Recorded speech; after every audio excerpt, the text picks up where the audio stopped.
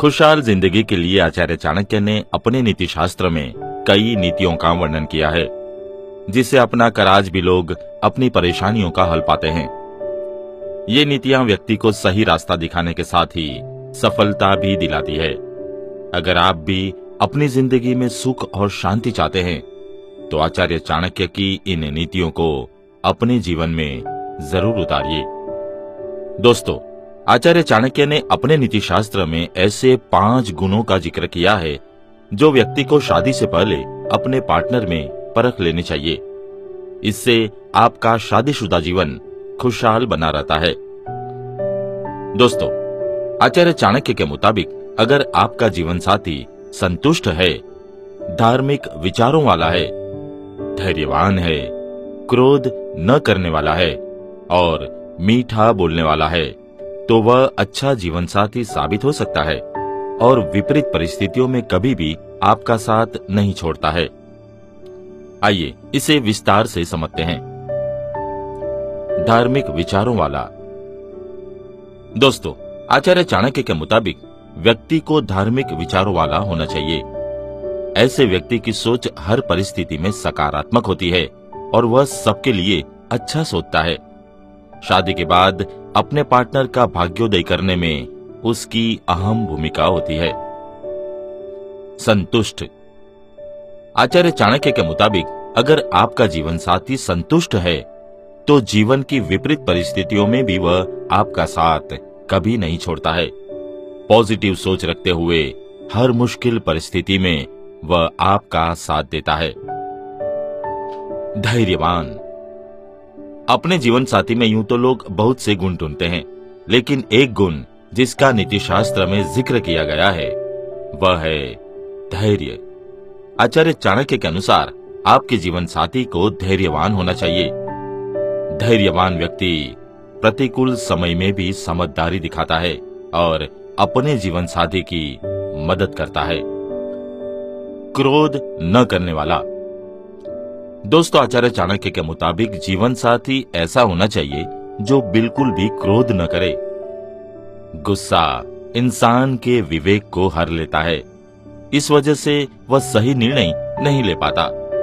इसलिए शादी से पहले जीवन साथी में इस गुण को जरूर परखना चाहिए। मीठा बोलने वाला।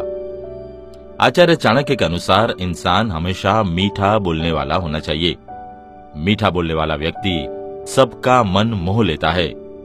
जो व्यक्ति मीठा बोलता है, लक्ष्मी जी का वास उसके घर में हमेशा रहता है। आइए इसके अनुसंधान में एक छोटी सी कहानी सुनते हैं। बहुत पुराने समय की बात है। वाराणसी में ब्रह्मदत्त नाम के एक राजा राज्य करते थे। वे अपनी न्यायप्रियता और धर्मप्रिय शासन के लिए प्रसिद्ध थे। उनके शासनकाल में बोधिसत्व एक ब्राह्मण कुल में उत्पन्न हुए। कुछ बड़े होने पर उन्होंने अनेक धर्मों का ज्ञान प्राप्त किया।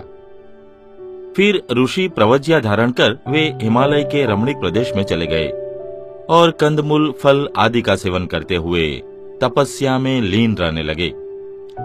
ब्रह्मदत्त विवेकशील राजा थे। वह सत असत, उचित अनुचित का हमेशा ध्यान रखते थे। वह अपने राज्य में वेश बदलकर घूमते थे। वे चाहते थे कि उनकी प्रजा उनकी कमियां उन्हें दिखाए। वे जिससे भी बातें करते थे, उससे राजा अपनी कमियां जानना चाहते थे। पर सभी लोग अपने राजा की अर्थात उनकी प्रशंसा ही करते थे। कोई भी उनकी बुराई नहीं करता था। राजा ने सोचा कि राजधानी से दूर उनके राज्य में शायद कोई ऐसा व्यक्ति मिल जाए जो उनकी कमियां उन्हें बता सके। अतः वेश बदलकर वे अपने पूरे राज्य में घूमने लगे। उन्हें हर स्थान पर अपने गुण ही सुनने को मिले। बुराई कहीं भी नहीं सुनाई दी। घूमते घूमते वे जंगलों और दुर्गम पहाड़ों को पार करते हुए हिमालय पर्वत के उस स्थान पर जा पहुंचे जहां बोधिसत्व का आश्रम था। राजा ने बोधिसत्व को श्रद्धापूर्वक प्रणाम किया। बोधिसत्व ने उनका हालचाल पूछा। उसके पश्चात राजा उनके आश्रम में चुपचाप जाकर बैठ गए। बोधिसत्व जंगल से कंदमूल लाकर खाते थे। उन्होंने राजा का सत्कार करते हुए कुछ कंदमूल उन्हें खाने के लिए दिए। राजा ने कंदमूल खाकर पानी पिया। उन्हें वे फल बहुत मीठे और स्वादिष्ट लगे। राजा ने प्रसन्न होकर उन्हें पूछा, हे बंते, ये फल तो बहुत मीठे और स्वादिष्ट है। बोधिसत्व ने उत्तर दिया, हे महापुरुष, निश्चय ही यहाँ का राजा न्यायपूर्वक धर्म के अनुसार राज्य करता होगा। इसी कारण ये कंदमूल इतने मीठे और स्वादिष्ट है। राजा के अन्यायी और अधर्मी होने का प्रभाव उसकी प्रजा के साथ साथ वहां के पेड़ पौधों पर भी पड़ता है। राजा के न्याय होने और धर्मप्रिय होने के कारण सारे राज्य में सौहार्द का वातावरण बना रहता है।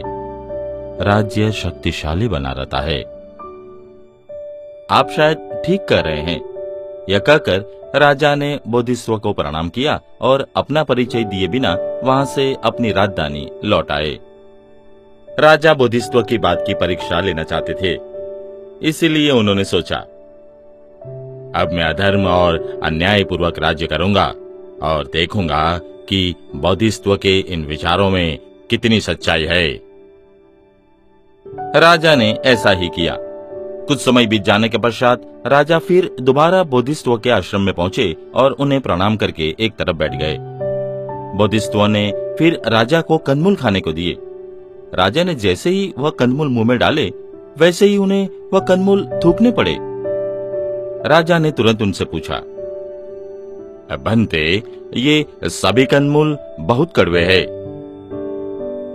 बोधिसत्व ने शांतिपूर्वक जवाब देते हुए कहा, हे महापुरुष, अवश्य ही यहाँ का राजा अन्यायी और अधार्मिक होगा। राजा के अधार्मिक और अन्यायी होने पर जंगल के फल फूल तथा अन्य सभी वस्तुएं भी नीरस और कड़वी हो जाती है। यही नहीं, सारा राज्य ओजरहित हो जाता है। बोधिसत्व ने राजा को विस्तार पूर्वक बताया, हे महापुरुष, गायों के नदी में तैरते समय यदि उनका नेता टेढ़ा हो जाए तो सभी गायें टेढ़ी हो जाती है और मार्ग से भटक जाती है। इस प्रकार जो राजा श्रेष्ठ होता है, उसकी प्रजा भी श्रेष्ठ होती है। यदि वह राजा टेढ़ा मार्ग अपनाता है तो उसकी प्रजा भी अधर्मी हो जाती है, वह कुमार्ग पर चलने लगती है। यदि राजा धर्म का अनुसरण करता है तो शेष प्रजा भी धर्म का मार्ग अपनाती है। राजा के न्यायी और धार्मिक होने पर ही राष्ट्र सुखी होता है। बोधिसत्व से यह ज्ञान प्राप्त करके राजा ने अपना असली रूप प्रकट किया। उन्होंने विनयपूर्वक बोधिसत्व से कहा, भंते, मेरे ही कर्मों के कारण कंदमूल पहले मीठे थे और अब कड़वे हो गए हैं। अब मैं ही फिर से उन्हें मीठा करूंगा। आज के बाद मैं इन्हें कड़वे नहीं होने दूंगा। यही मेरा संकल्प है, यही मेरा व्रत है। बोधिसत्व को प्रणाम करके वह अपनी राजधानी लौट आए। अब वह फिर से न्याय और धर्म का पालन करते हुए राज्य करने लगे। उनके अन्यायी होने के कारण राज्य में जितनी कमियां आई थी, वे सभी सुख समृद्धि में बदल गई। दोस्तों, आज के एपिसोड में बस इतना ही।